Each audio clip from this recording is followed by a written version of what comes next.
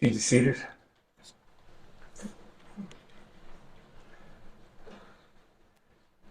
I'd like to welcome each person that has come today to honor the life of Annette Vogelgesang. We have some visitors here today from out of the country. We also have the live screen set up, and I understand there's people from every corner of the world online. I thank you. It's an amazing tribute to Annette's her legacy. Thank you for being here today. I'd like to begin our service for Annette this morning with a reading of advice and encouragement that perhaps she would want to leave with us. It is a reading entitled Instructions, written by Arnold Crompton. When I have moved beyond you in the adventure of life, gather in some pleasant place and there remember me with spoken words old and new. Let a tear, if you will, but let a smile come quickly, for I have loved the laughter of life. Do not linger too long with your solemnities. Go eat and talk, and when you can, follow a woodland trail, climb a high mountain, walk along the wild seashore. Chew the thoughts of some book which challenges your soul. Use your hands some bright day to make a thing of beauty, or to lift someone's heavy load. And when you face some crisis with anguish, when you walk alone with courage, when you choose your path of right, I shall be very close to you. I have followed the valleys, I have climbed the heights of life. Today we do one of the most difficult of all things to do. We gather to grieve the passing of Annette Vogelgesang, a much loved and caring person. But more importantly, we also come to celebrate a life well lived. Annette had the exuberance for life and life experiences. Reading from her obituary, it says, naturally curious and social, she took great interest in people around her, creating quick connections, making positive impressions, and friends that endured her lifetime. She was a natural in roles that saw her dynamic personality and zest for life shine through. Perhaps some of you walked with Annette for just a moment, maybe just once.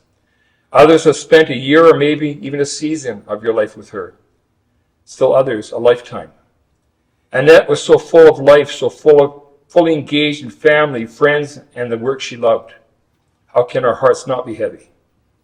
How can we not be sad? Today we remember the one whose passing we mourn. Today we remember the one whose life we celebrate. We will always remember Annette for her warm smile, her confidence, the way she challenged us, the way she supported us, the way she taught us, the way she loved us. Some descriptions of Annette given to me as I spoke with her daughter Catherine were bold, fun-loving, adventuresome, fearless, creator of experiences, nature lover, and avid traveler. Much will be shared this morning as we reflect on our memories of Annette and possibly hear more words to describe her character and how she impacted our lives. We will hear tributes spoken in honor of her life.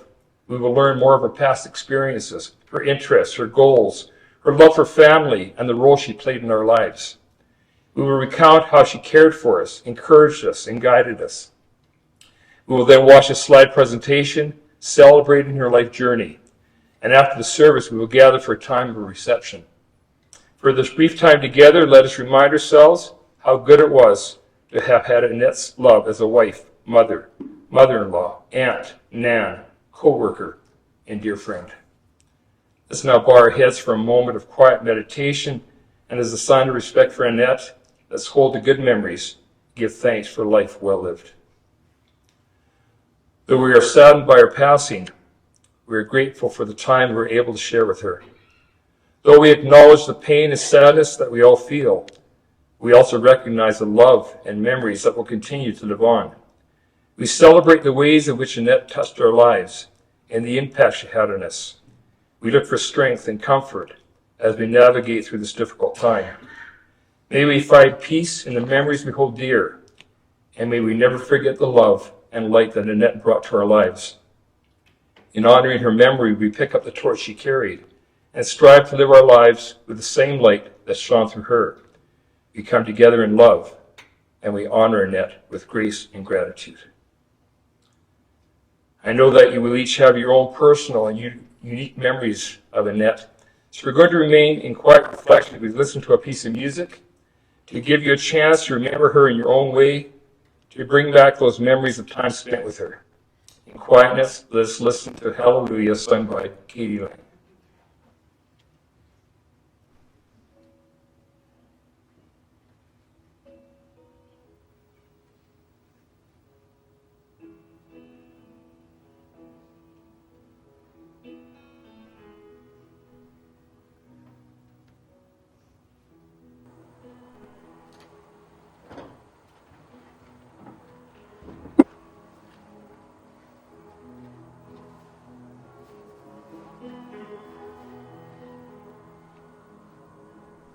Heard there was a secret chord that David played and it pleased the Lord. You don't really care for music, do you? Well, it goes like this: the fourth, the fifth, the minor fall, the major lift, the baffled king composing hallelujah. Hallelujah, hallelujah, hallelujah, hallelujah.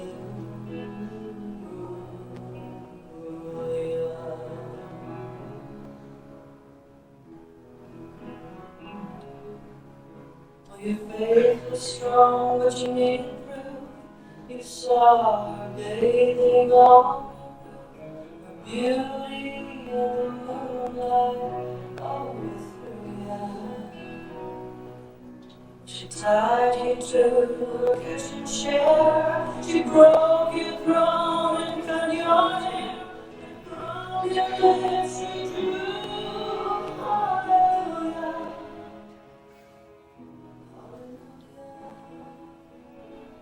Hallelujah. Hallelujah. Hallelujah.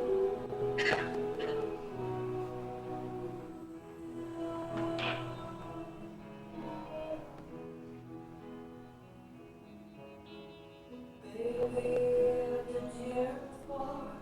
I've seen this room and I've walked before. Used to live alone before I knew you.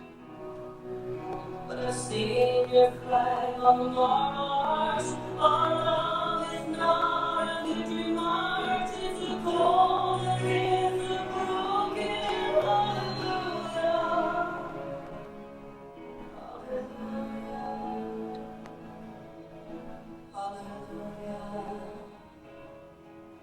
Hallelujah. Hallelujah.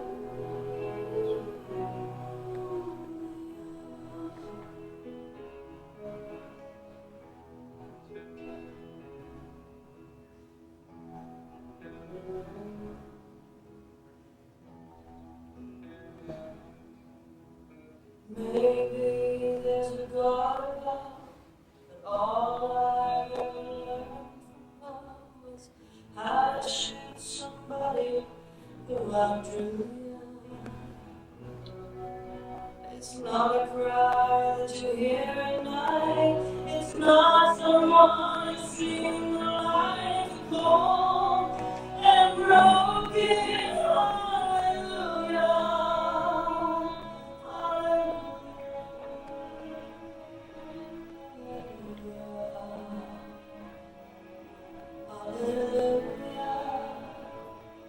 Hallelujah.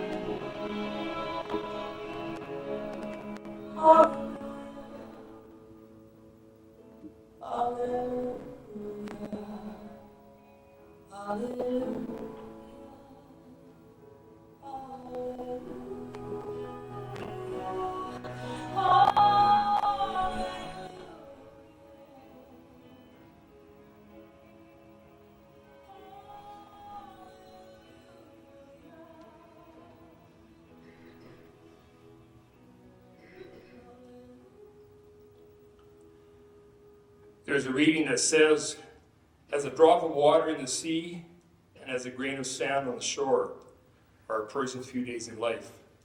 The good things in life last for limited days, but a good name endures forever.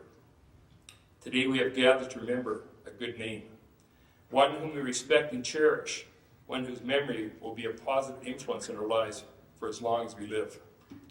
Today we will hear some tributes to Annette, telling how she impacted our lives. The first spoken tribute will be given by longtime friend Beverly Kilpert.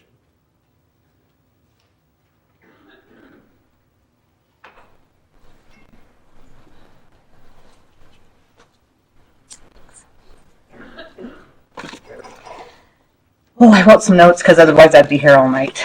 But so for those who don't know me, I'm Beverly.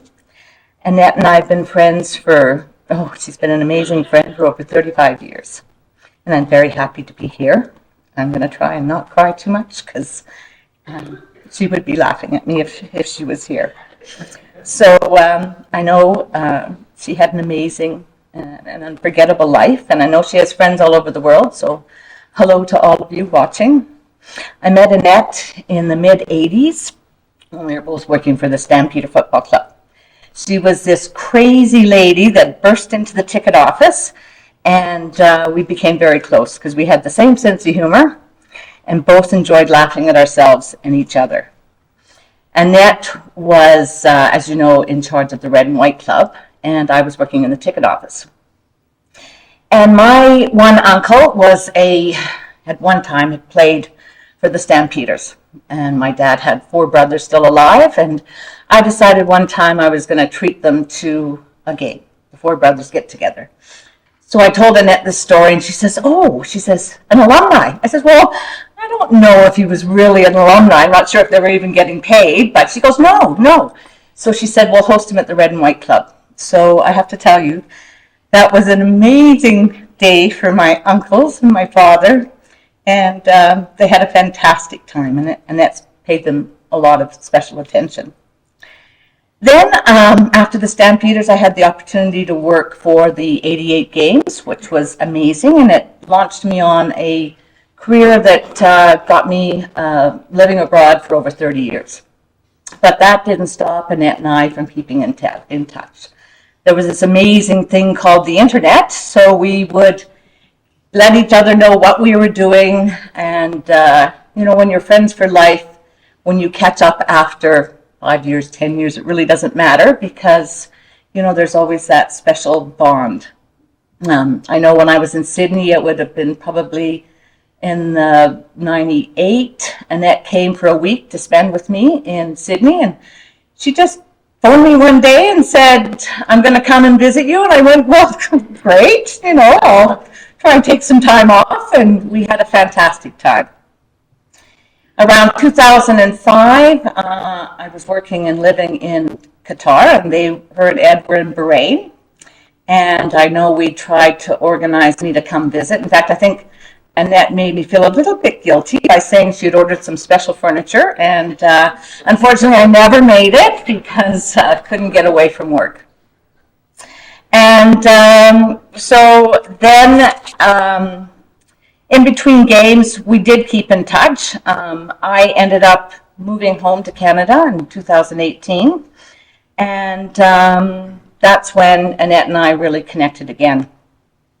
And the last 5 years or so, Annette and I have kept in contact with something called this awesome app on my phones called WhatsApp. So you can send messages, you can phone, you can video, although Annette did not like to video too often, but I'd make her every once in a while. And we would share jokes, and I would send her funny pictures. And it was almost sometimes daily we would be in contact. And so this week I went through a bunch of my WhatsApp messages from her because I've still got them all, and she had a great sense of humor. And under a name it said, last seen January 2nd. And I had her picture, I'd sent her a picture from AbFab, and it was Patsy wishing her a Happy New Year and drinking lots and saying some outrageous things. And her message back to me was, Happy New Year to you also. Where do you find these pictorial sayings anyway? Who uses the word pictorial? That would be Annette. She was a classy lady, and she was very special.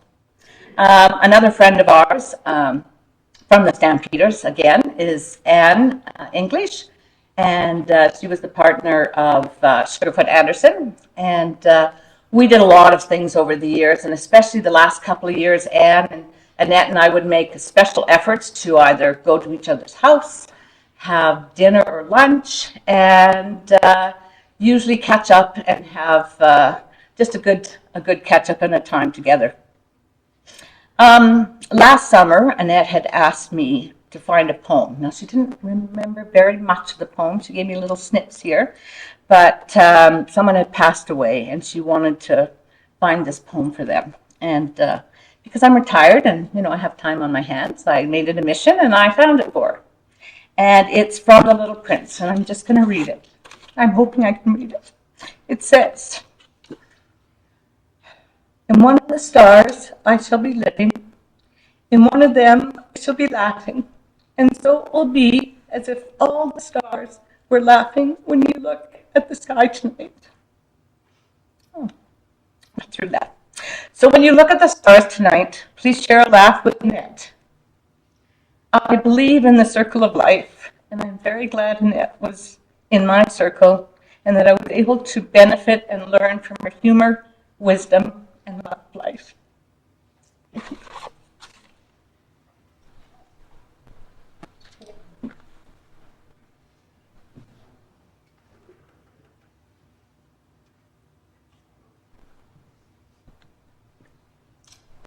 Thank you, Beverly.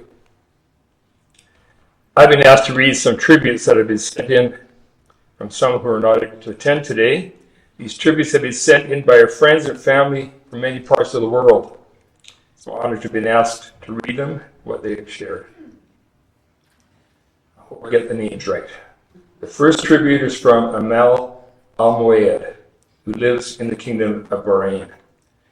She was a co-factor with Annette and Edward in their support for a young man with cerebral palsy named Ali Musa. And this is what she shares. When I think of Annette, I remember her as a beacon of kindness and compassion. She leaves behind a legacy of love, generosity, and boundless empathy that has touched the lives of many, particularly a gifted boy named Ali. Annette was an extraordinary soul whose empathy knew no bounds. Her passion for helping those in need, particularly children, was evident in every aspect of her life. Among the countless lives she impacted, one story stands out as a testament to her unwavering commitment to making a difference. Years ago, Annette crossed paths with Ali, an 8-year-old boy from Bahrain, a brainy boy, with physical disabilities, bound to a wheelchair, who faced challenges in communicating and learning. Recognizing his potential and determined to empower him, she took it upon herself to teach him how to speak and write English, igniting a flame of literacy and independence within him. With her patient guidance and nurturing support, Ali not only learned the language, but also blossomed into a confident and capable individual, capable of expressing himself and navigating the world with newfound independence. On my many visits to the Mobility Center for the Disabled, I have had the pleasure of meeting Anna many times along with Edward.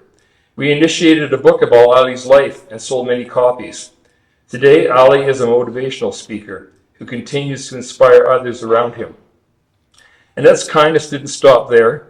She tirelessly worked to raise funds for Ali's ongoing care and maintenance, ensuring that he had access to the resources he needed to thrive. Her selflessness knew no bounds, as she went above and beyond to provide him with the tools and support necessary for fulfilling life. In 2017, when Ali was 24, we finally moved him to his own flat with a caretaker. Ali spoke of Annette's kindness and generosity all the time, and how she changed his life. Annette's legacy will continue to shine brightly through the countless lives she has touched.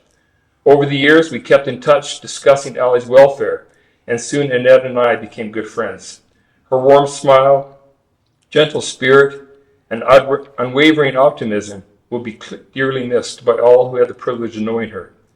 Let us honor her memory by following in her footsteps, spreading love and kindness wherever we go, and continuing her legacy of compassion. Regards, a map. The second tribute is from friends Maureen and Alan Carey. They say we first met Annette in 1998 after moving to Canada. Alan was part of Ed's team at SNC Lavalin, and we met Annette at the Christmas gathering they hosted for Ed's team at their lovely acreage home. We got to know the two of them more once Ed retired from SNC and did some contract work. We enjoyed catching up with them while on assignment in Denver, and whenever they were back in town from visiting the family in California and Australia. We were so glad they agreed to do a second stint in the Middle East in 2013 and have fond memories of late night games of sequence at their house and ours in Bahrain. Annette was a pro. Among other things, it takes courage and adaptability to be the partner of an executive on assignment. Annette always managed to make her mark and even found a way to be of use and make a difference. Her special relationship with Ali is a testament to that. We admire her strength of character and ability to overcome obstacles and be a champion for those in need. We have always appreciated Annette's honesty and candor, too. She was straightforward and upfront. You knew where you stood with her. She was full of life, well-read, had a keen mind and a great sense of humor, all of which led to some memorable conversations over the years. Above all, we appreciated her generosity. Inside the bold, sometimes tough exterior was a very soft heart, which we were privileged to witness. She always welcomed us with warmth and affection. In short, Annette, you are one of a kind, and we will really miss you. Rest well, friend, Maureen and Alan. And now some memories from family members. The first tribute is from Annette's son, Edward, and his wife, Kiwi, or Karen, and their sons, Jonah and Asher, and they live in Australia. Hi, Mom. It was like yesterday that we spoke, and you said, I love you, and to the boys. Who knew that the following day was your last? We are gutted that you are gone. Today I want to say thank you for our nearly 60 years together. Thanks to FaceTime, we managed to keep in touch with our families, and you could see the kids and chat about their sports and activities. And you and Dad thought it was funny to pop out your fake teeth. And the kids were in awe, and we all laughed. You showed me love and always made me feel included and cared for. Thank you, Mom. One thing you always said to me was to keep in touch with your brothers and sisters, nieces and nephews, and we do. I feel your spirit, Mom, and know that you are proud of us all. We love you. May you rest in peace. Edward, Kiwi, Jonah, and Asher. And Asher and Jonah both send their own thoughts about their Nan. Asher writes, Hey, Nan, I know you're looking down from heaven, and I want you to know that I miss you and that I love you so much. Miss you, Nan. Rest in peace. Love you, Asher. The next note is from both Jonah and Asher. And it says, what I remember most about Nan is how much she loved us. Every FaceTime call, she would tell us how much she loved us. We miss you so much, Nan. Love, Jonah and Asher. And the final written tribute is from Annette's granddaughter, Madeline, who is currently traveling abroad. And she writes, I was fortunate enough to grow up with 3 grandparents who all loved me and wanted the best for me. Throughout my years of school, competitive swimming, and just life in general, my Nan was always there cheering me on. For as long as I can remember, she was supporting me and was there for me both figuratively and literally, whether it was driving us to an early morning swim practice, looking after me while I was sick or concussed, proud of my academic achievements, or being there just to chat. She was always on my side. I spent countless hours with her in my childhood and well into my teens, and she always made sure I knew how important I was to her. She showed me the movies Ferris Bueller's Day Off and Little Miss Sunshine, and while they might not have been the most appropriate movies for a 10-year-old, she loved them and was excited to share some of her favorite things with me. She was even more excited when we asked to watch them again the next time we came for a sleepover. The first thing my sister and I would do when we got to Nan and Papa's house was to sprint up the stairs to the living room and eat as many Lindor chocolates from the bowl on the coffee table as possible before anyone said we would ruin our dinner. I always thought Nan had a never-ending supply of them hidden somewhere I could never find, despite having looked everywhere in the kitchen several times. It turns out she just paid attention to what we liked to have at her house and always made sure to have it waiting for us each time we went over. I didn't notice the effort she went to in making our time with her the best it could be until I got older. I will be forever grateful for the love she had for me and the care she showed at every opportunity, big or small. She bought Brielle and me rollerblades once, even though we had no idea how to do it. She sent us into the street with helmets, elbow pads, and no clue how to stop. We ended up taking 2 of her walking canes and dragging ourselves around instead of using them properly. And we spent hours and hours playing outside with our new rollerblades. Nan definitely got a kick out of seeing us use them like that, and I could tell she was happy we were having fun and had played a part in it. She let us ding-dong ditch her neighbors, prank call people, and get anything we wanted at the grocery store. She kind of let us get away with murder, but that's what grandparents are for. I'm incredibly grateful to have grown up watching someone live life with joy and kindness, complete generosity and thoughtfulness, and immense love for those around her. She was a role model for me growing up, and I feel so lucky to have had her in my side. It is with a heavy heart that I say goodbye to you, Nan. I wish you well wherever you are now. I love you, Nan, and look forward to seeing you again. Love, Maddie. I'll now invite Annette's son, Joel Vogelgesang, to deliver the eulogy.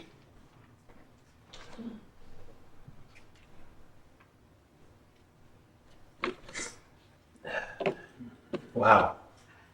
Pretty surreal being up here. But I do need to do some general housekeeping just before I get started. It's only fitting that I start today by saying there will be many tears shed on behalf of my mother. But I'm hoping that there won't be as many tears shed as the Oiler fans will experience in this playoff season. Sorry, Danny, but I truly hate the Oilers. On January 3rd, 2024, we lost our mother, a wife, a nana, an aunt, a mother-in-law, and a close friend. It is both a privilege and honor to recognize her life today. Good morning. My name is Joel Vogelgesang. On behalf of my family, we thank you for being here to celebrate my mom, Annette Cecile Vogelgesang. From an early age, I recall what a social person my mother was. She could strike up a conversation with perfect strangers, and it would seem as if she had known them for years. She made others feel naturally comfortable around her. She was smart, genuine, kind, direct, witty, and inquisitive. She was also extremely stubborn. Right, Dad? But aren't we all? I always admired her ability to connect with others.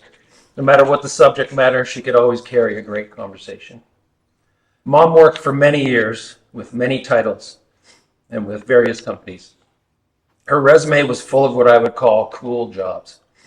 She came dressed for success, always looked professional, hair and makeup were spot on. I believe these were some of her best years. She was motivated and had a purpose. She seemed most fulfilled by the interaction, enjoyment of working with, and serving others. She was a people person through and through.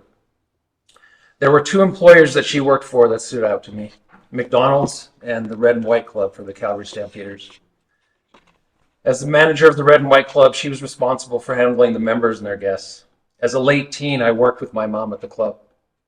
I watched her in action when she was at her best. She dealt with many pressure situations and was always cool, calm, and collected. She made certain that her guests were happy, regardless of the outcome of the game. It was clear that the members loved her not only for her professionalism and attentiveness, but for her. She kept things real and was always very approachable.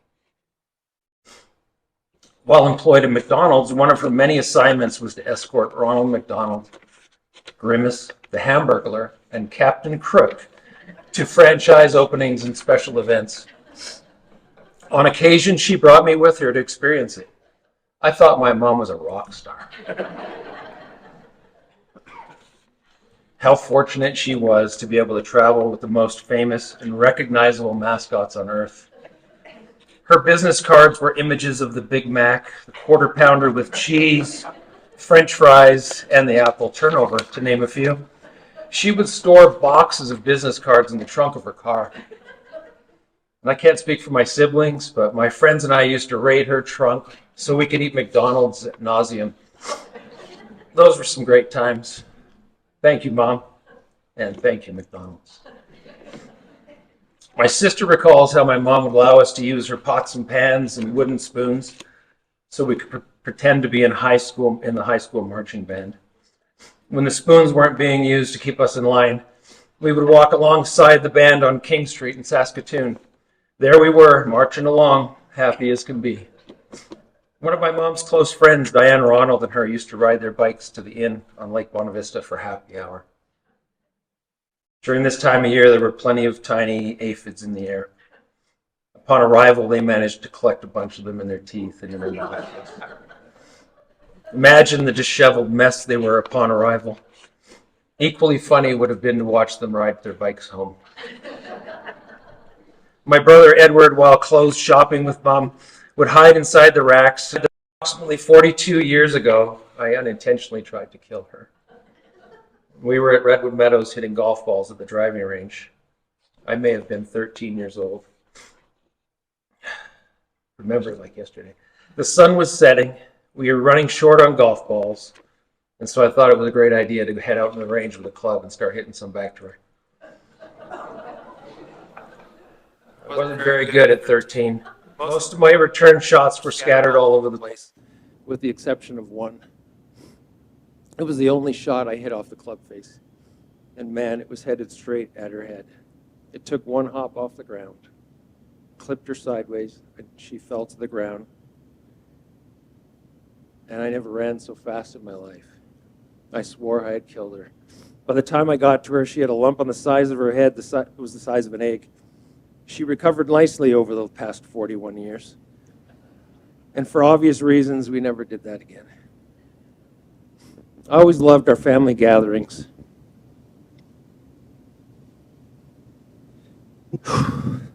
Sorry.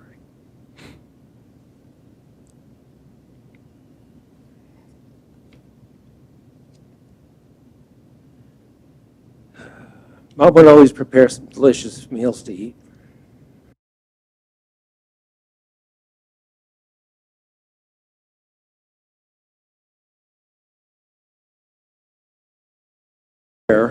You're certainly going to lose some blood. You could say that we're a competitive bunch. As Mom aged, her menu selection became more adventurous. She wouldn't make the traditional go-to meals like chicken and broccoli or cabbage rolls. She enjoyed her recipe researching and was making interesting Mediterranean dishes, etc. This kept her busy for most of the day leading up to our arrival or her coming to our house. She would shop groceries in the morning, cook all day. Prior to eating, she would constantly taste her food, adding spices and modifying the recipe. I don't know why she barely ate when it was time to eat. Her meals were excellent. And she was always her toughest critic. I will miss these days, some of my most memorable.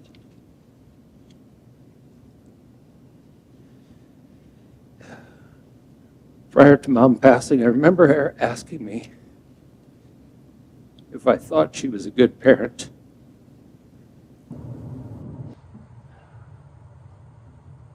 To which I responded with an overwhelming yes.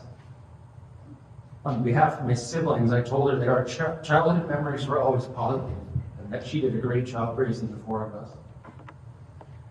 We never felt deprived of anything, and we always knew that we were loved.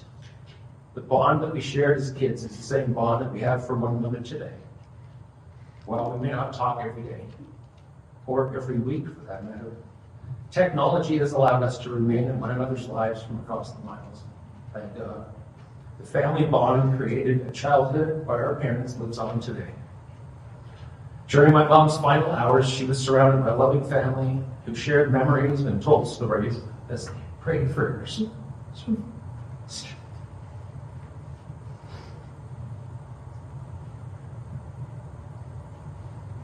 As they prayed for her survival. While our hearts broke watching her take her last breath, We are grateful that she didn't suffer or endure a long, drawn-out passing. You had an amazing life, Mom. You should be proud of what you accomplished. And we will miss you and love you always. Thank you.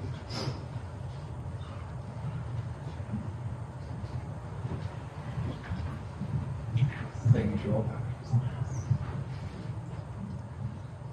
I would like to take just a short moment to share with you a short reading, which, although found in the Bible, is not religious in nature and could probably just as easily fit within the page of the book of philosophy or in a beautiful book of poetry. The verses are often referred to as the Beatitudes. The ones I would like to share with you say this: "Blessed are those who mourn, for they will be comforted." And that is why we gather here today. We've come to support one another in our loss, to share our love, to find strength and to be encouraged so that we may be comforted. Two other lines in this reading say, "Blessed are the merciful, for they will obtain mercy. Blessed are the pure in heart, for they shall see God." These words are quite poetic, but what do they really mean? And how do they relate to Annette's life? For better understanding, let me read them in a very modern translation. Blessed are the merciful. You are blessed when you care. At the moment of being care-filled, you find yourself cared for. Blessed are the pure in heart. You are blessed when you get your inside world, your mind and heart put right. Then you can see goodness in the outside world. These people these verses speak of are those with love mixed motives. They do not do things because there's something in it for themselves. They do it because they know it is the right thing to do. Annette, like all of us, was not perfect, but she lived her life with the right motives. She showed empathy, kindness, and caring for her community, not thinking so much of herself, but rather thinking of others. As we look back over Annette's life, let us contemplate what we have received in knowing her and sharing our lives with her. May the lessons that she brought to our lives, that guided our thoughts and actions, stay forever with us as we make our way without her. Let us now spend a time to reflect on our own memories of Annette as we watch the slide presentation celebrating her life.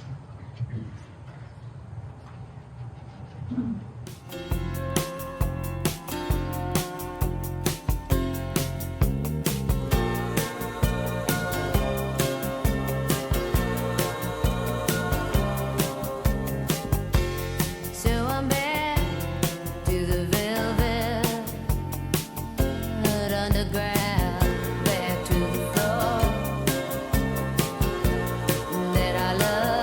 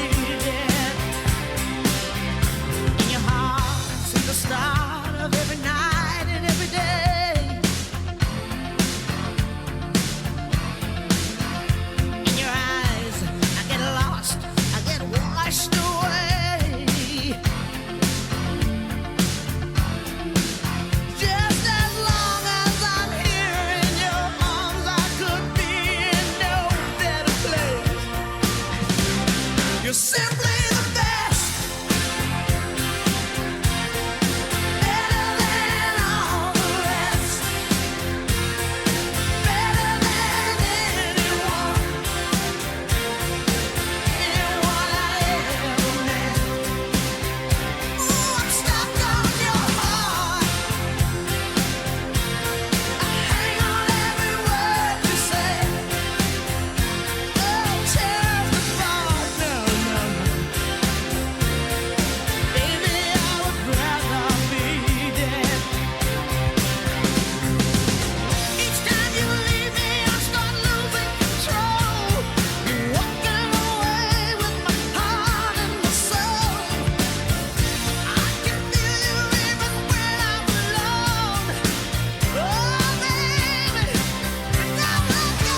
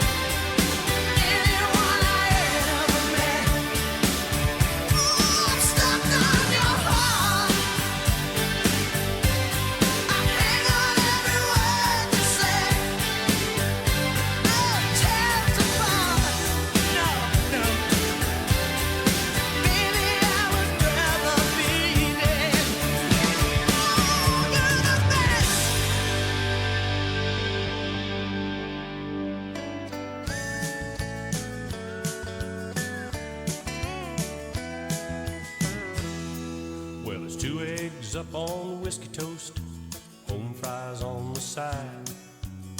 Wash it down with the Roadhouse coffee, burns up your insides.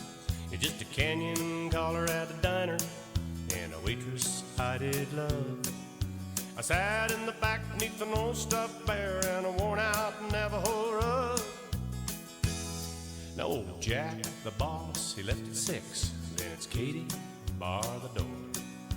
She'd pull down that Navajo rug and she'd spread it across the floor. Hey, I saw lightning cross the sacred mountain, saw them moving turtle doves. When I was lying next to Katie on that old Navajo rug. Aye, Katie, shades of red and blue. Aye, Katie, whatever became of the Navajo rug and you. Katie, shades of red and blue. Well, I saw old Jack about a year ago. He said the place burned to the ground. And all I say with this old bare tooth, Katie, she's left town. Oh, but Katie, she got her souvenir too. Jack spat a tobacco plug. Well, you should have seen her coming through the smoke, a dragging that Navajo rug. Aye, Katie, shades of red and blue. Aye, Katie, whatever became of the Navajo rug and you.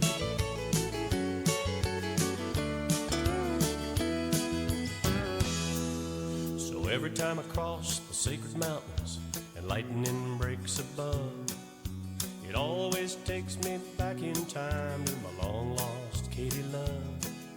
But everything keeps on a-moving, everybody's on the go. Hey, you don't find things that last anymore like an old Navajo.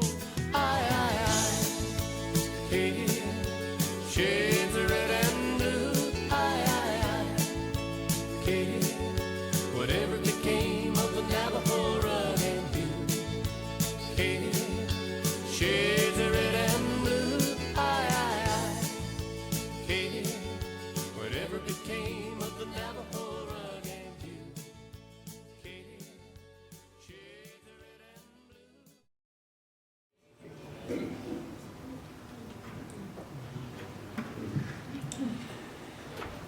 Annette, as we have shared this moment together, it is with love and unity that we acknowledge what you brought to each of our lives here today. and therefore what is now missing in your physical absence. There can be no doubt that there have been many tears shed and many hearts broken. But we also know that an energy as beautiful and vibrant as you cannot help but remain in the hearts of all those you love. And it will be this that drives us on until the time comes for us to meet again. Until that day, your ability to shine in the darkest of moments shall continue to light our way as we laugh, love, and live with every ounce of our being in your memory. The energy of your life we promise to embrace as we simply say thank you and farewell. We'll soon leave this quiet place, and as we do, I would encourage you to continue to celebrate her life and her love. Love every moment of your life, as Annette did hers, and share that life with those who mean the most to you. Effect changes in your world just as she did.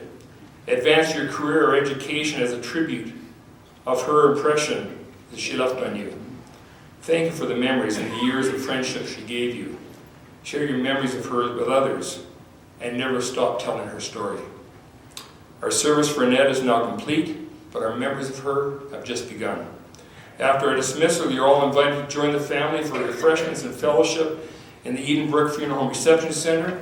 A microphone will be set up in the reception area, so if you would like to share a memory of Annette, there will be time to do so there.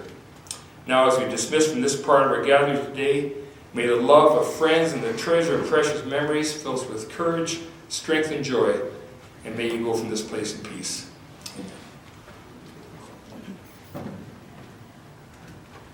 May I have you all please rise?